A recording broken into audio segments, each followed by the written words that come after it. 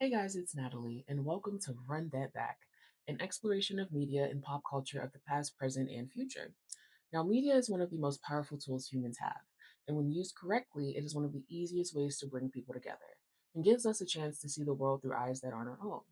So, on Run That Back, we'll be exploring everything from television, film, music, video games, novels, and all things in between. But through the eyes of a millennial who spent so much time in front of a screen, she's worn glasses since the sixth grade. Which is why many of my favorite moments in life were being in front of the TV with loved ones, enjoying or having heated debates about what we were watching. Many times I found myself like, Hold on, this is my favorite. Hold on, her sister was a witch, right? And what was her sister? A princess, the Wicked Witch of the East, bro. because whether we are discussing a white girl from Kansas landing in the fascist land of Oz, a love triangle on Love and Hip Hop, Playing around. I'm his wife. And ain't nothing fake about that. or how Kratos is one of the best Montessori parents to exist, good media will always cause a good, visceral reaction or passionate discussion about what we just witnessed. Now, this is a fun, comedic, nostalgic look at the media I love, the media I miss, the media I look forward to. The media that kept me glued to the television, burning my retina to nearsightedness. We'll explore media that taught us lessons, made us think, and allowed us to grow and just have fun. So, given the shit show that was Black History Month, we will be celebrating Melanated March by exploring my 10 favorite gifts that Black media has given us. We will also be celebrating Ancestor April, My Nigga May, Juke Joint June, and Ode to Sinners, Somebody take me in your arms tonight. and so on and so forth. Because one thing you should know about me, I'ma be a nigga for life. now this is by far one of the hardest lists I've ever created because Black folks, I love us for real. And boiling down our contributions to the world of pop culture to just 10 moments felt crazy. But let's run that back.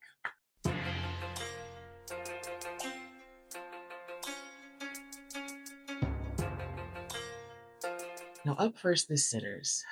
Sinners came into my life like a summer in North Carolina, like a Memorial Day cookout with Before I Let Go playing in the background right before the impending doom of your relatives fighting at the spades table or the white neighbors calling in a noise complaint. Honey! Call security! I just saw some Negro! Now, before you call that corny, please hear me out. Ryan Coogler's superpower is not just his blackness, but his love for it. I've always valued his work because he shines a spotlight on the humanity, strength, innovation, and bravery that Black people possess, whether we live in the futuristic world of Wakanda or in the beautiful hell that is the Mississippi Delta. I mean, I still remember the feeling I felt as all of the lights played while the credits rolled on Black Panther. I mean, I still have the video. So I just left the Black Panther movie. Actually, I'm not even going to call it a movie. We're going to call it the Black Panther Experience because all of you need to go and experience that film. That was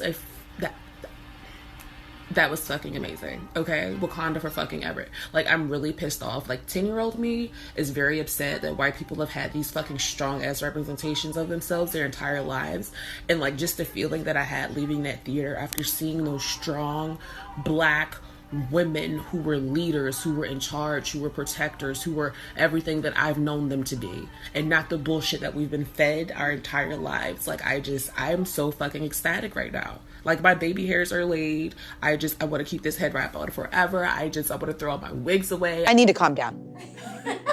Sinners left me with the exact same feelings. As someone whose roots extend to Scotland Neck, North Carolina, every character in Sinners felt familial.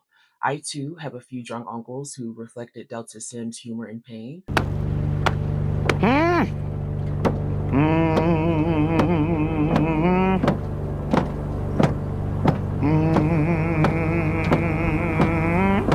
I too have a few aunties who reflected Annie's very maternal yet nigga I will cut you attitude. Don't talk to him. You talking to me right now. Why you can't just walk your big ass up in here without an invite, huh? I too have felt torn between the fear of disappointing family due to religious obligations Drop the guitar, Sandy. or disappointing myself. I too have had to overcome the pursuit of vampiric apricot crayons attempting to steal my voice. I too have just had to make it till morning.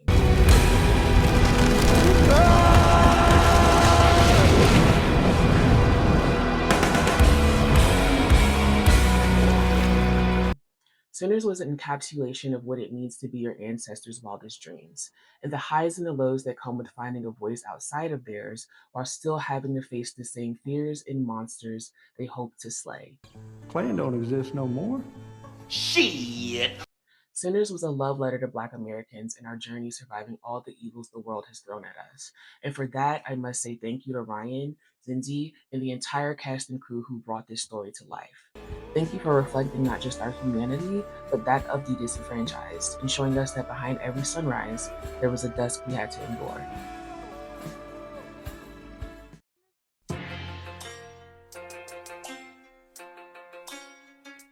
Now, we must talk about the early 2000s run of UPN, WB, and the CW.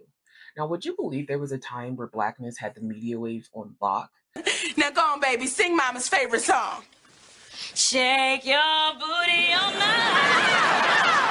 Jabari likes snacks. And most of all, he likes to be called by his real name, Jumanji. Oh, yeah. Do you think chivalry is dead? Little Chivalry is dead!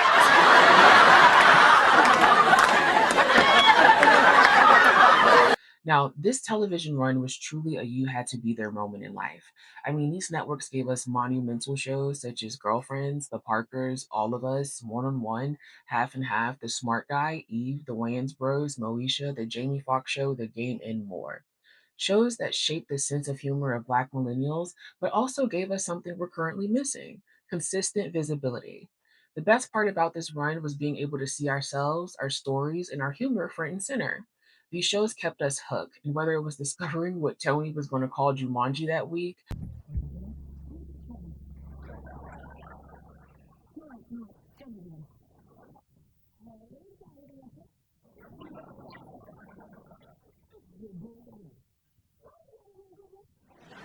watching Melanie get back with Derwin for the 80th time, seeing Nikki Parker make the biggest pick-me move in history and marry the professor, I love you, Nikki Parker.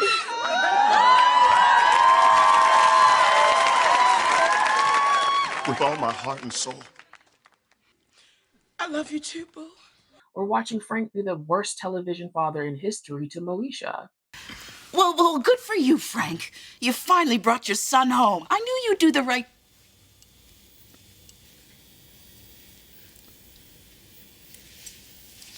Son? We got to dive into worlds of Blackness that are far too few these days. I mean, going from having fully Black primetime spots to just Abbott Elementary shows you how much we've regressed. And it's the reason why many of us find ourselves constantly rewatching these shows and clinging to nostalgia the way that we do. It reminds us of a time where we didn't have to beg to be seen. These shows showed so many different versions of Blackness and weren't afraid of putting our culture front and center. Not just that, these shows inspired a generation of creatives like myself who are just looking for the opportunity to bring back the feeling these shows left us with.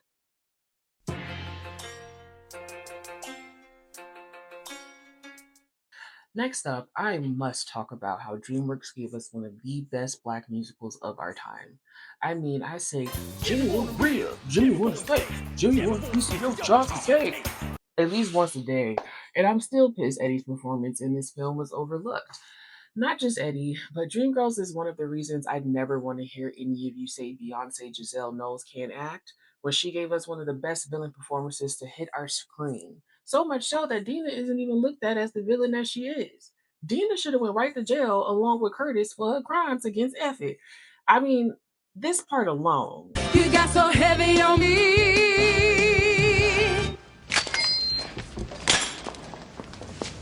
Where you think you're going? You're a liar, Curtis. Watch your mouth. You sleeping with her, and everyone knows.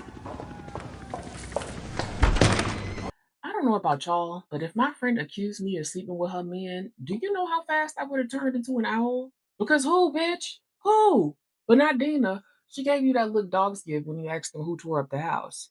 I mean, I personally think Effie should have skipped the "you're gonna love me" portion of things and just reached in her purse and...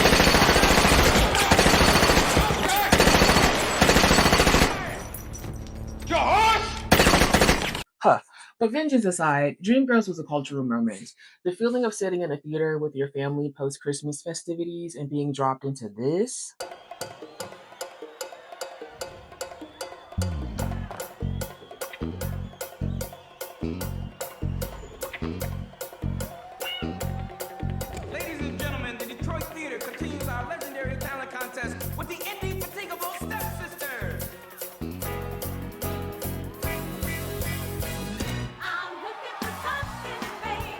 Whew, from that moment on, you were taking on a ride, honey. I mean, this film has so many memorable moments, so many memorable songs, and a cast that allowed this story to leave a memorable impact.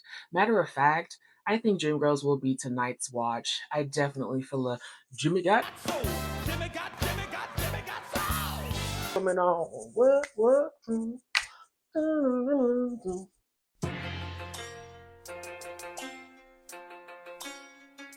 Now, I couldn't complete this list without talking about the BET award shows.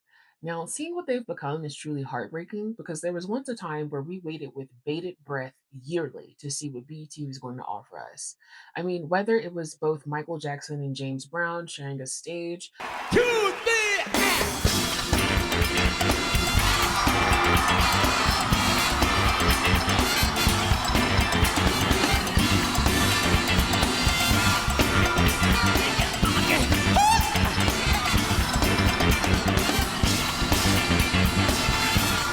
Beyonce introducing the world to her stardom, Monique filling the stage with plus size dancers, giving Bey a run for her money,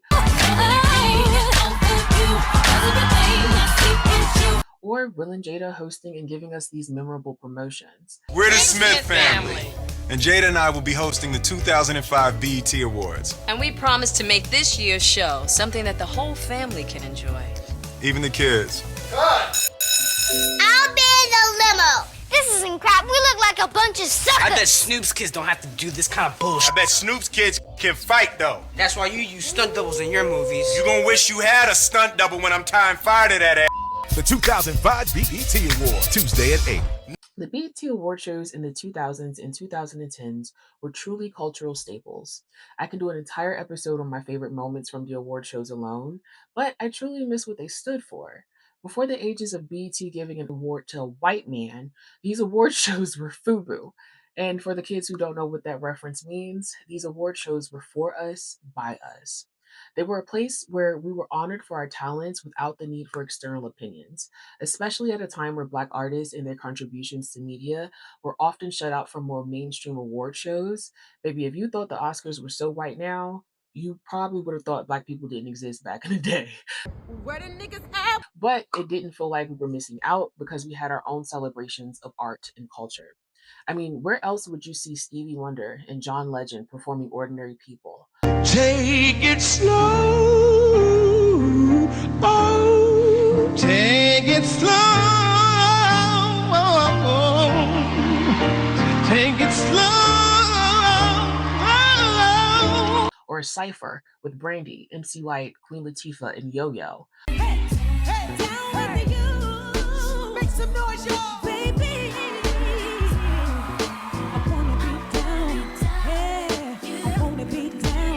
Where else do we get Yvette and Jody presenting an award? Out here talking about awards. Where's my son at, Yvette?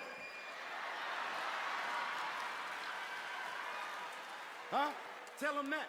Tell him where my son at. Jody, my Jody. Or Regina Hall doing a butt with Sugar Bear. Love what I made. I said, come here, big girl. You rock my world. So that to me. She was doing the butt. Hey, protect. We got to see Will give Jada a lap dance after watching Terrence Howard nearly faint after getting one from Beyonce. You're so deep, baby, please. Do you like it like this? Okay. Do you want it like this? Do you want it? Do you want it? Do you want it? Hey! If you still aren't understanding the impact of these award shows, I mean, look at the many memes it's given us.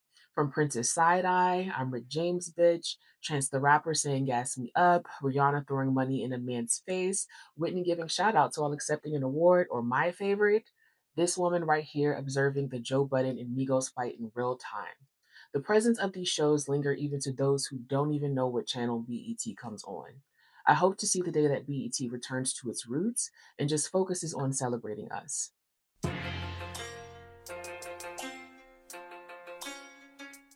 Now, one thing you should know about me is that I love horror movies. Ever since the moment I spent a weekend with my Nana and she wanted to watch Nightmare on Elm Street, so I had to watch Nightmare on Elm Street, I mean, I was 5, and while I didn't sleep for a few months, I've been in love with horror ever since. And like many of us, I got really tired of seeing black people die in the first 2.5 milliseconds of the movie until I came across Reggie in Friday the 13th New Beginnings. Now, before we got to see LL Cool J beat a shark's ass or Daniel Kaluuya survive a potential body swapping, Reggie made history as the first black person to survive in a horror film. See, Reggie made sure to show Jason what those Jordans could do in sports mode, wasting absolutely no time skedaddling from Jason and leaving Blondie to fight for herself.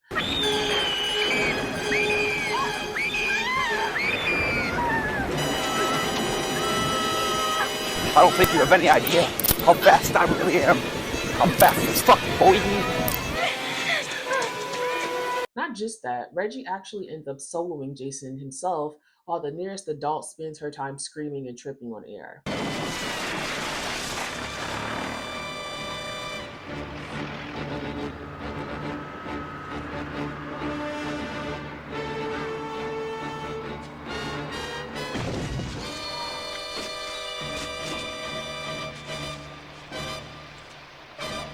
Now, I can't mention Reggie without also mentioning his successor, Roger. Now, if you don't know who this is Roger from the 1988 cult classic, Night of the Demons. Roger hit the screen ready to survive by any means necessary. And I mean necessary. You won't get me! Roger made every correct decision he could to make sure he was the final guy. We can't get out! We can't get out! Roger.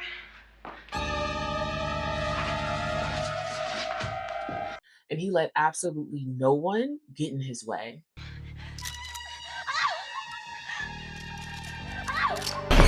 Move, bitch!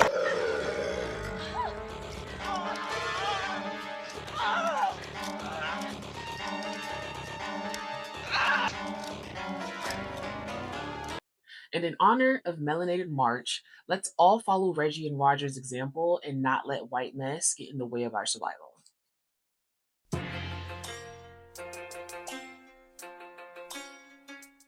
So, like many millennials, many of my formative years were spent exploring the brand new world of YouTube, which during our time seemed to be Black-based central, the space where some of your favorite creators built their careers participating in anti-Blackness and never really paying for it. But there is one corner of YouTube that captured my attention and is responsible for my ability to read a bitch like an R&B diva, and that is the world of Got to Be Real. Because the last time she was in Walmart, the cashier said paper or plastic, and she thought she was making fun of her album sales. That's not funny, Prince. Don't use your energy to smile like that. Do you find yourself asking what has got to be real, like Dionne Warwick? Well, let me introduce you to this comedic masterpiece. From the very moment Patty opened that door, it said, How'd your ass get past the gate? Psych, this is my show. I want you to come in and I'll show you around and all that good stuff. Come on. Oh, I was hooked immediately. I mean, my friends and I would crowd around a laptop in our dorm rooms and binge this series and would laugh until the air left our bodies. Got to Be Real was full of reads that were so good you forgot the series was satire.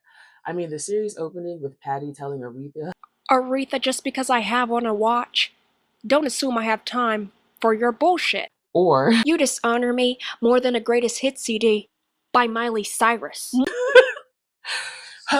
This just encapsulated the extremely messiness of this time period. I mean, where else could you see Maya Angelou diss Aretha Franklin Busta Rhymes style? Busta Rhymes mode. My gun is loaded, Aretha's ass is bloated. It's hot as hell, but she is skirted. Her sails sinked instead of floated. We all gloated because her vocals folded. While being called Mama Odie by Rihanna. I'm confused yet because when I watched Disney movie, Mama Odie was cartoon. Maya, Edward Scissorhands just came for you. If you have not discovered this comedic greatness, I need you to pause this episode and go type in Got to Be Real into your YouTube search bar. I mean, even Patti LaBelle herself tuned in. And so should you. Otherwise, you don't have the appropriate Wi-Fi to connect with common sense.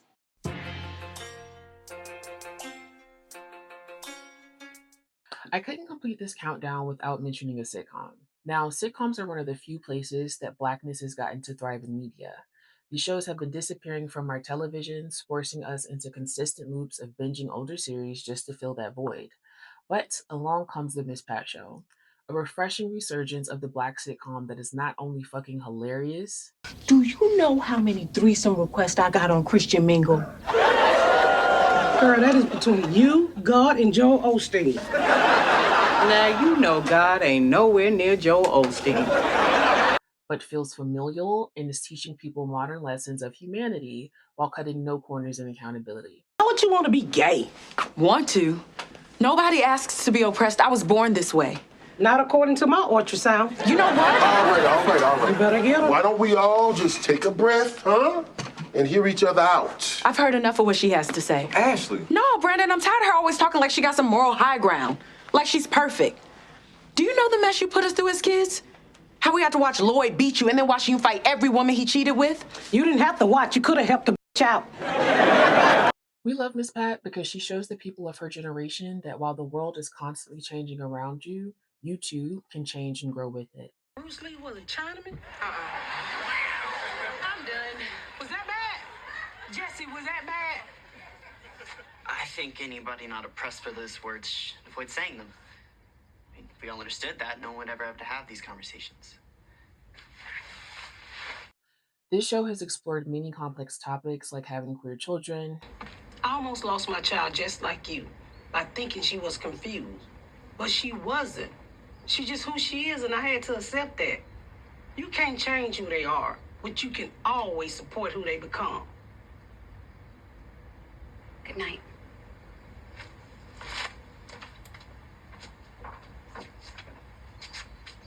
Jesse, your mom is a bitch. Having an abortion while married. You talking about... No. I already made the appointment. But I'll make it then, Pat. It's my choice. Your choice? Huh? Children dealing with their parents being abducted by ICE. Fears of repeating your parents' mistakes. Oh, boo-boo, I tried to be nice. I bought your ass some snacks. I got your ass a pillow, okay? I've been ignoring all that bullshit you've been doing today. But what you not gonna do is keep trying me, okay? Acting like an ungrateful ass bitch. Well, if I'm a then I guess we're both like our mothers. Oh, and more. This show does not stray away from the truths that we all need to hear, but also gives us No Contact Babies a refreshing glimpse into a world where parents love their children enough to hold themselves accountable. This is why we can give Miss Pat grace, as she works through her own trauma while attempting to be a good parent. The show does not stray away from the messiness that comes with life, but shows that through love, accountability, and humor, we can face anything together. She's my girlfriend.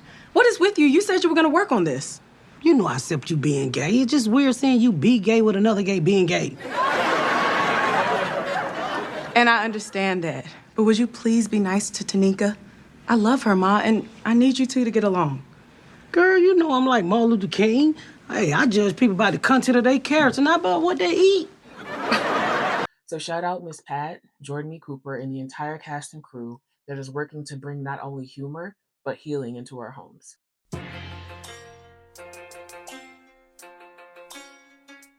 So my very first concert ever was the Ladies' First Tour with Alicia Keys, Missy Elliott, and motherfucking Beyonce. Now, from the very moment that I saw that Texas Bama be dramatically carried through the arena,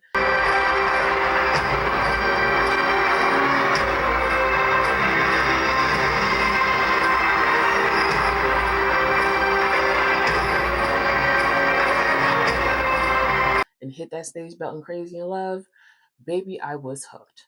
With each album she put out being bop after bop, I must say nothing stopped my world. World stop. Carry on. Quicker than Renaissance. Now, Renaissance is one of the few albums I can't just play one song from. The moment a song comes on shuffle, I have to start the album from the very beginning and let it ride all the way through. This is not. Don't play with me right now. This is my jam. I don't even do that with Lemonade. Not because it's a bad album or anything, but I stopped the album after 6 and Chills because I really don't believe in all that forgiveness shit. Yeah, you hear that? Forgive these nuts. But Renaissance is up there with Songs in the Key of Life in terms of the way it completely shifts and uplifts the vibe. I mean, from the moment you hear Please Motherfuckers Ain't Stopping Me to the Summer Renaissance intro, you are thrust into a world of self love, acceptance, and veneration. It is an album that not just uplifts you, but will bring you back to center and remind you just how cozy you are. I mean, even the tour, honey. Watching everyone come together and pull not just looks, You are the visual, baby. but be able to express themselves as freely as this album made us feel was truly a time. Renaissance as a whole is a piece of Black media history that will live on for generations to come. I mean, I cannot wait to be asking my kids, what you know about this when the Virgo's Groove comes on.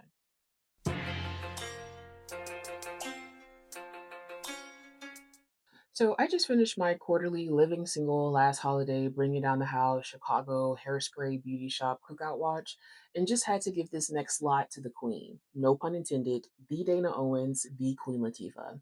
Now, there are two moments in my life where I was completely starstruck. The first being when I sat front row at the Formation World Tour and Beyonce smiled at me.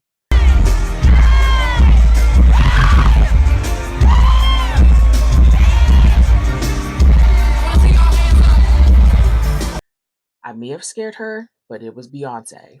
And the second time I found myself completely starstruck was during the time I worked at the Amber Ruffin show and Queen Latifah walked backstage. Like y'all, her hair is that laid in real life, and she is that fly in real life. It took the power of my ancestors not to hit the Nisi.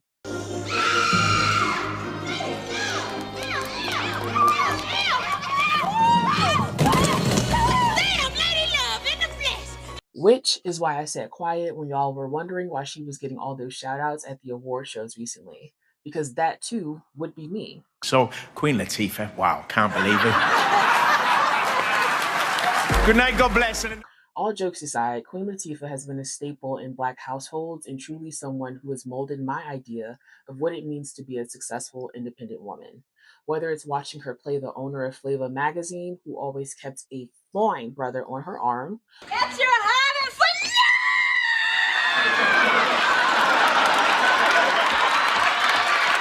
or the voice in my head before I smash a Henny bottle over a man's head for his inherent audacity. What do you get, your period?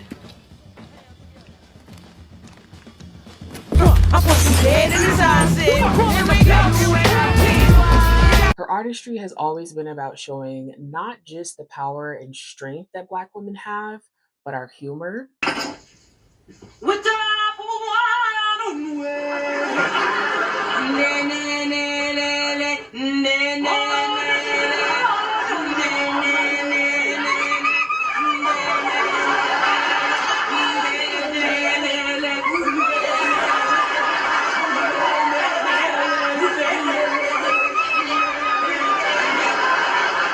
Our humanity. The world's really just one big bee yard. The same rules work in both places. Don't be afraid, as no life-loving bee wants to sting you. But don't be an idiot. That's why we wear long sleeves and long pants. And don't swat. Don't even think about swatting. And above all, send the bees love. Every little thing wants to be loved. Let's go. Our sisterhood.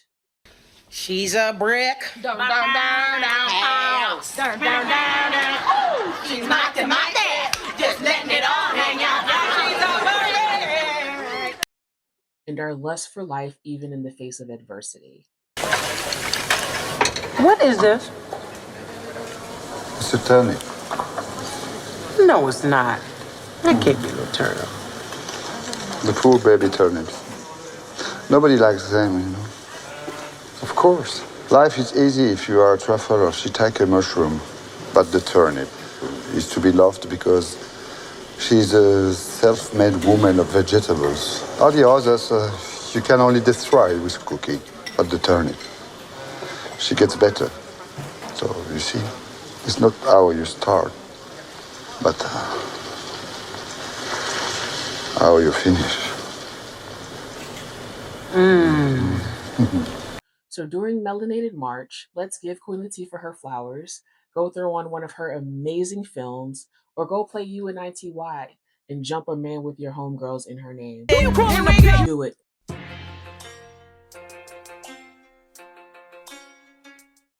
Now, last but certainly not least, I am bringing you all into the world of God of War. Zeus! Zeus! Now, I know you're wondering what God of War has to do with Black media. I mean, aside from it being a certified PlayStation Hood classic, let's not forget that Kratos is Black. I'm black, y'all, and I'm black, y'all, and I'm blacker than black, and I'm black, y'all, and I'm black, y'all, and I'm black, y'all, and I'm blacker than black, and I'm black, y'all. I'm blickety black, blacker than black, black, I'm blacker than black, yo, because I'm black and I'm back. To me. And before you jump me, I say that because to me, Kratos is Cal Barker and Cal Barker is Kratos. The first version of Kratos was voiced by B.T.C. Carson, who brought to life the rage of the God of War in only a way that a man tortured by Maxine Shaw could. Kyle, if there's anything we can do for you. For Leslie and Phaedra's sake, I trust you all can keep this to yourselves, you know? Maybe we will. Maybe we. Whoa, whoa, whoa, whoa, whoa, whoa, whoa, whoa. And if his voice is black, then he's black. All jokes aside, TC being the vocal powerhouse behind the character with the greatest hero arc in media history is nothing short of Black video game history. I mean, he gave us some of the most iconic line deliveries, including, "Do not deny me my revenge! To catch a fly from the ass of Zeus is not worth my time. Ares! I am not the same man you found that day. The monster you've created has returned to kill you. Then prepare for your death, Poseidon."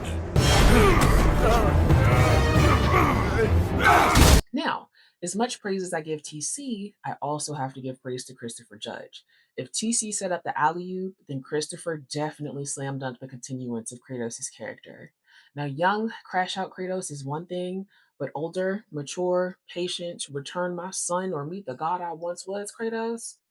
Shadows I tried to bury. I mean, he said boy in only the way a Black parent could. I mean, even I sat up straight when he yelled at Atreus. Had me looking at that boy like, You play too much. Now, if I get into it with them, I gotta live here and you don't. Don't be getting it, you gonna get me in trouble. Get out the way. Move, just move. And let's not forget Christopher delivering other bangers like, Fate only binds you if you let it. Do what is necessary. Not because it is written. It is the nature of a thing that matters, not its form. Our actions have consequences. To be reminded of them is not punishment. More like he reads the person, sees their intention. My intent will be to kill him. Knowing that will be no advantage. Wars are won by those that are willing to sacrifice everything. If that is the cost of vengeance, so be it.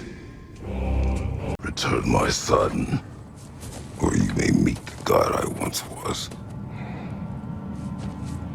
Now, both TC and Christopher made Black history with their work bringing to life not just my favorite video game character, but one of the most played video game characters to ever exist. I'm really looking forward to the upcoming Greek Trilogy remake, and may have an episode coming up doing a deep dive into Kratos and his journey if you're interested. Now, this concludes the first episode of Run That Back. Thank you so much for joining me this week, and I hope you tune in for more fun media deep dives. I am Natalie, and this is Run That Back. Catch y'all soon.